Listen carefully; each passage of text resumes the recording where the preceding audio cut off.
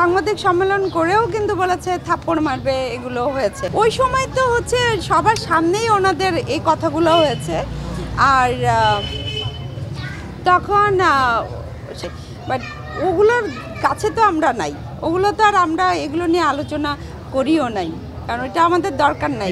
তো এইটা বললাম তো, এটা ওনাদের ব্যক্তিগত ব্যাপার, এগুলো আমাদের ব্যাপার, কোনো কৌশল না। আমার কথা হচ্ছে, শিল্পীরা যদি সত্যিকার অর্থে আমাদেরকে ভালোবাসে অবশ্যই তারা ভোট দেবেন। এখানে কৌশলগত কোনো কিছু করার আসলে প্রয়োজন পড়ে না। অবশ্যই আশা করব আমাদের শিল্পীদের ভালোবাসা থাকলে অবশ্যই আমরা পাশ করব ইনশাল্লাহ।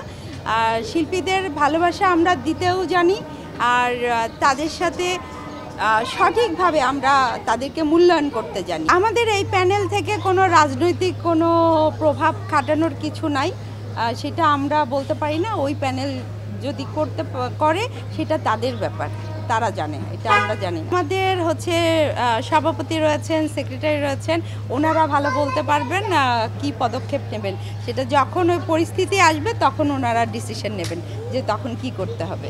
ওকে, আপনারা সবাই আমাদের জন্য দোয়া করবেন। পুরো দেশবাসীর কাছে আমরা আকুল আবেদন জানাচ্ছি, আপনাদের দোয়া এবং ভালোবাসা আমরা চাই। সেটা তো এই মুহূর্তে বলতে পারছি না, এটা তো পুরোটাই আসলে শিল্পীদের ব্যাপার।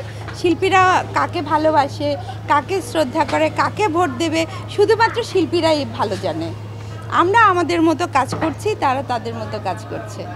তো এটা শিল্পীরা ভালো বলতে পারবে।